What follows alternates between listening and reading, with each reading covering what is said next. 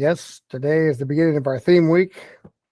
Mr. Brock does have on holiday PJs. Got the Ralphie with his bunny outfit on. So I got the Ralphie going today. Anyone else? All right. Let's see how many folks we missing. Ooh, about six folks out of here. Well, they'll have to catch up, I guess. So let's look at what's going on this week.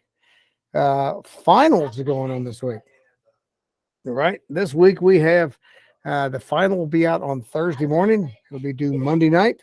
So you have 5 days: Thursday, Friday, Saturday, Sunday, Monday. You have 5 days to do the final. Um, we'll have a test this week just over the last stuff we've been doing, the module 4. So we have a module 4 test and try to get done before the final. You want to stack up tests here. Get it out of the way so you can prepare for the final and look at all that good stuff. Let me pull it up on the screen here, as we usually do, to look at what's due. All right, so looking at Algebra 3, go to our grade screen. See, all we have, everything's already in for the Unit 4. We just have the Module 4 open response test. So this is shorter than usual. Usually we got a whole bunch of multiple choice questions and then an open response test separately. This time we're just doing this. And then the semester exam is coming up. So let's look at this Module 4 open response test.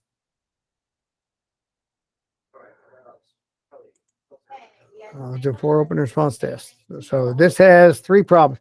Now, these are the problems it's given me. It's got a bank of questions, so your question may not be exactly the same. Daniel's looking over some data regarding the temperatures of countries and how the temperature relates to the number of mosquitoes. The data is represented by this function, f of x equals 2 to the x, so it's an exponential function, where x is the number of mosquitoes. Right? X is the number of mosquitoes. Explain how he can convert this equation to a logarithmic function when the temperature is 64 degrees. So it gives you the temperature of 64, and then wants you to convert this, explain how to convert this, which means you should actually convert it in your explanation also, how to make that a log function. Okay. Number 2, Mike is working on solving the exponential equation 37 to the x power equals 12. But he's not sure where to start. Using complete sentences, describe how to solve the equation. So you should give the sentence and then show the example of what you're talking about in the sentence. So solve that. How are you going to solve what x equals? 37 to the power of x equals 12. And then this last one says Steve manages a skate park. He's been analyzing the attendance data. He finds the number of visitors increase exponentially as the temperature increases, and the situation is represented by the function f of x equal 5 to the x power. He also finds a linear equation that models the number of people who leave the park early dependent on the change in temperature, represented by f of x equals negative x plus 6. Obviously, that's the red one because it's linear. This is the exponential one. The graph the 2 functions below. Find the solution of the 2 functions and explain what it represents.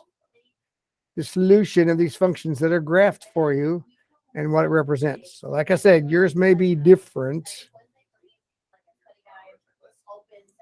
Yours may be different than those exact questions, but it's going to be similar. It's going to be the same type that you have a different graph. You'll have a different equations on that. Let me kind of give you an idea of what to study for the semester exam while I'm at it. So let me switch over here where I can look at the semester exam early.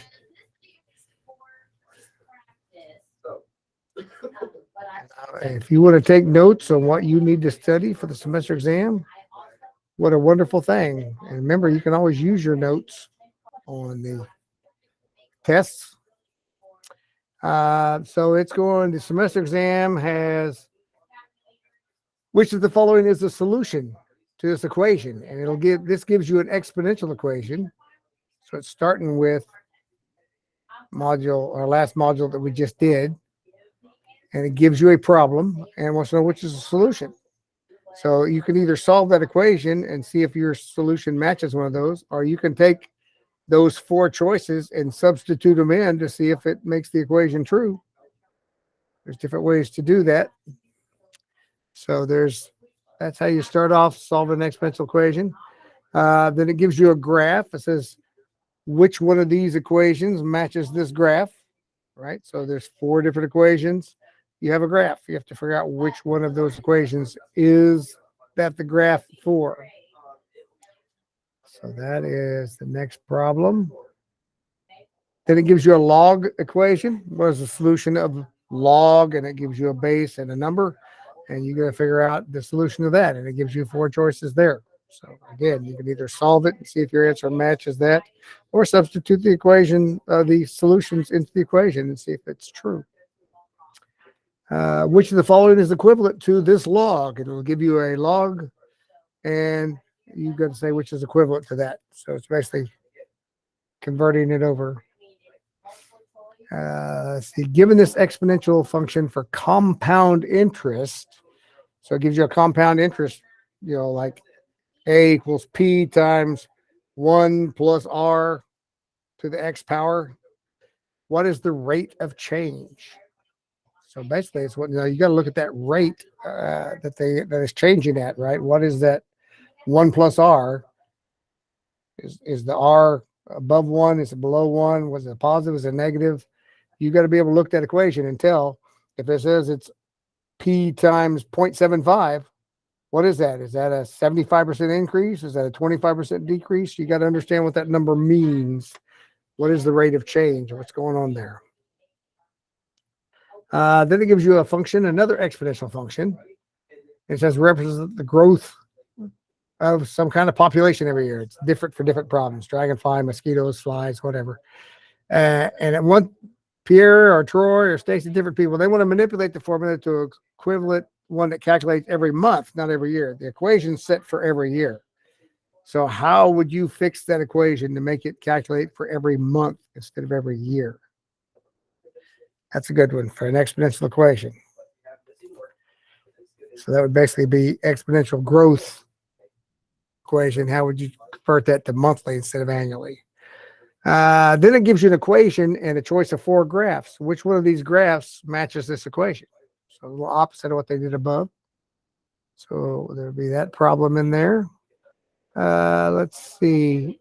Average rate of change. It gives you a function and the graph. Here is the function. Here's the graph that matches that function.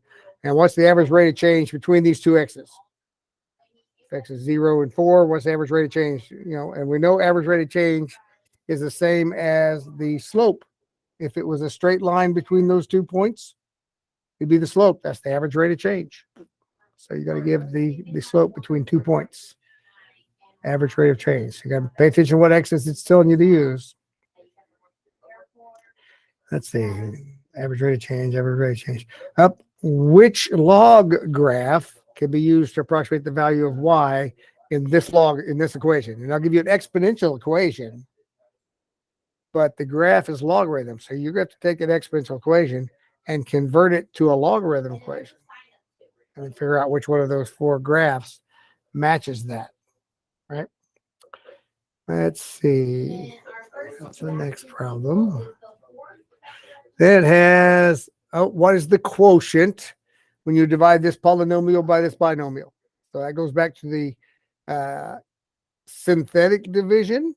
Like for this problem I'm looking at, you can use synthetic division. So you got to know how to do synthetic division so you know which quotient, what's the quotient, and it could be a remainder. Remember, if you got a remainder, you got to include that in your answer. I've seen that before where someone says the answer is x plus 6, but the answer is x plus 6 with a remainder of 12, right? You got to have the remainder included in there. So we have a problem with that.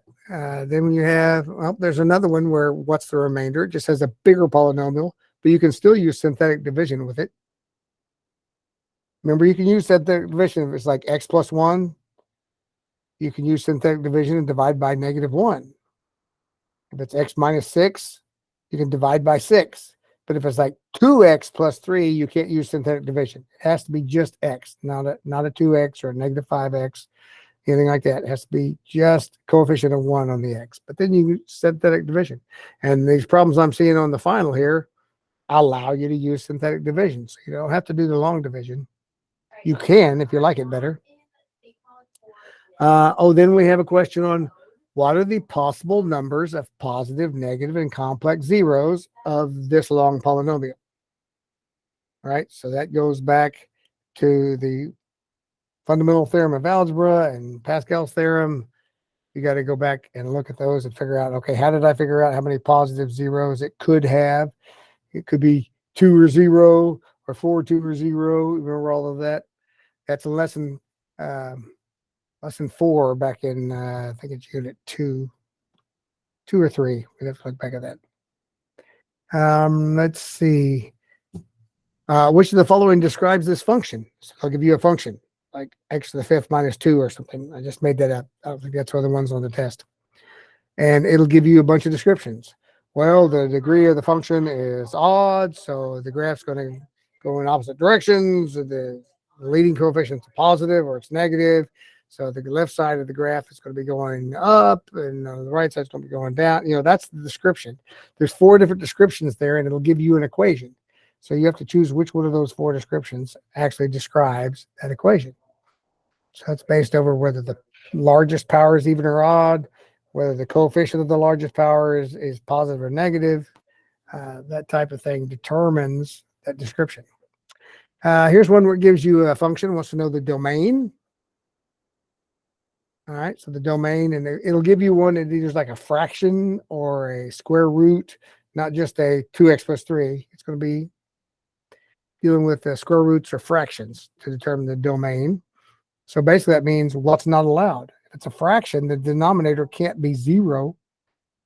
So any x's that would make the denominator 0 cannot be part of the domain. Same thing if you have a square root.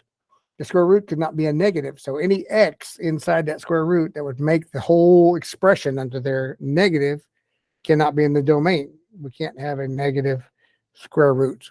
So you got to pay attention to those things. Then we have have a problem over find f of g of x. They'll give you f of x, they'll give you g of x, and they want to know f of g of x. That's when you take g of x and substitute it into f of x for the x. And when you do that and simplify it, what does that equal? F of g of x. Some of you guys need to go back and study that, the f of g of x. Let's see. Find the inverse of the function. It'll give you a function, and you got to find the inverse. Remember, to find the inverse, we take the function, make this, instead of f of x, you want to say y. Y equals this equation. Swap the x and the y, and then solve it for y again. And that gives you the inverse. So if you need to review that, it might be worth your time. Let's see. Oh, describe how the graph of y equals x squared can be transformed to the graph of this equation. So it'll, instead of being y equals x squared, it may say y is x plus 1 parentheses squared minus 7. How do you make the y equals x squared into the y equals x plus 1 squared minus 7? What do you have to do to the graph to make those the same graph? So that's in there. Let's see. Given an equation, like a fraction, like 5x minus 1 over 6. All right, so giving you a fractional equation. Solve for the inverse, f inverse of 2. So you're going to have to take that equation. You have to find the inverse of it and then substitute in the 2 and find out what does that equal. When I find the inverse of the equation, and f of 2 or f of 5 or f of negative 1, whatever f they want me to do, into the inverse, substitute that in. What does that equal? And then they give you, all they give you is the choices of what it equals. All right, getting close to the end here. Okay, it gives you a word problem where they're documenting, it's got different things. Number of strikes a bowl per hour, height of a plant. And they give you this function that represents like time and the height or time and the number of strikes, whatever. And they want to know which describes the restrictions to the domain and range, right? Like if you have a height of a plant, can you have a negative domain or a negative range, right? Can the plant be negative 3 inches tall? Can the No. time? No, it can't. Can the time be -2 days? You got to think about that. What are the restrictions to the domain and the range? So think about the x and the y in that real world situation. For that equation, you could probably have negative x's, negative y's. But if we're talking about time and height of growth and number of strikes bowled or whatever it's looking at, think about that. Can I have a negative value? Can I have a zero value? A lot of times you can have a zero, but you just have to think about it in the context of the problem. All right. And then the last problem you'll have is Jack and Jill going up a hill, and each trip they got like how many buckets of water. And it'll give you 4 graphs, and you have to see which one of those graphs represents Jack and Jill going up and bringing back this many more buckets of water every time they come down. And that's it. That is all of the questions. So let me see how many questions that equivalates to. So the semester final is going to be 20 questions. 20 questions on the final. And they're all multiple choice. There's nothing that you have to fill in the blank on. 20 multiple choice questions. So it'll be released on Thursday morning. You'll have until Monday night. You have 5 days to do 20 questions. Of course, you have finals in your other classes, perhaps. This is a class that you can be exempt from. The exemptions will go out Wednesday. If you're missing any assignments and trying to become exempt, those have to be turned in by 7 a.m. Wednesday morning, because Wednesday I'm going to be finalizing the exemptions. So if I have them Wednesday morning at 7 a.m., you got to have at least a 75 in the class, no more than 4 absences. You can't have more than 4 absences in your advisory either. If you meet all those qualifications, I will email that out Wednesday. You will be exempt. And remember, if you are exempt, but you take the final anyway, it cannot hurt you. If your grade's a 78, and you think, man, I really want to make a B, so I'm going to take the final. And if I do really well in the final, maybe it'll pull my grade up to an 80. Great, take it. Because if you make a 40 on the final and it would drop your grade, I'll throw it away and act like you never took it. So when you're exempt, you have that option. Taking the final anyway, and I only count it if it helps you. So it's always good to be exempt. Again, you can use any notes you have on any test in this class. You can use it on the final, so you can have examples. Okay, if I'm doing the inverse, maybe I'm going to write down an example problem of how to take the inverse. If it's an f of g of x problem, maybe I'm going to write down a sample question, even if I took it straight from the lesson. With this f and this g, and I substitute g into f, this is how it works. That's great to have some of those examples right in front of you, right there in your notes. So when you're doing that, it's easier to do when you have an example right in front of you. So, all right, guys, I won't keep you. You got a busy week with 2 tests this week. One now, one Thursday. So if you have questions, I'm happy to take them. Otherwise, have a great week.